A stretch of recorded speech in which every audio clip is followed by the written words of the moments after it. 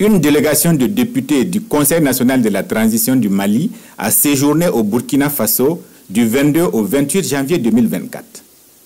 La délégation, composée d'une dizaine de membres,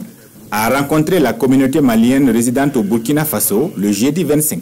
afin de les informer de la situation du pays et recueillir leurs préoccupations. Civils et militaires qui ont perdu la vie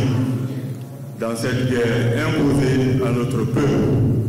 depuis plus d'une décennie. Aussi voudrais-je vous inviter à observer une minute de silence en leur mémoire. Je voudrais vous remercier et vous charger, monsieur le chargé d'affaires, de transmettre les remerciements de notre délégation au nom du président du Conseil national de transition, l'honorable président et colonel Malick Diao, pour échanger avec nos frères du Burkina, nos frères parlementaires du Burkina, pour voir dans quelle mesure nous pouvons apposer les jalons d'une intégration intégrale de nos peuples sur le plan de la sécurité, sur le plan de l'économie, sur le plan du développement, sur le plan social et culturel, et tout naturellement sur le plan, bien sûr, de la coopération multiforme. Au cours de cette rencontre, les Maliens ont exprimé les difficultés auxquelles ils sont confrontés au quotidien, notamment les tracasseries routières au sein même des États de l'AES,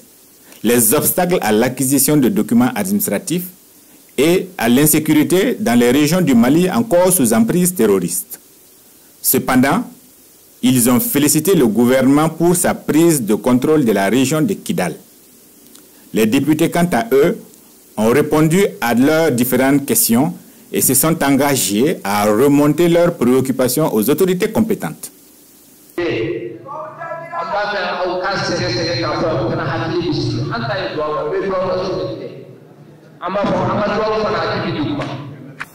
Nous ne pouvions pas rentrer au Mali sans pour autant chercher à communiquer avec la communauté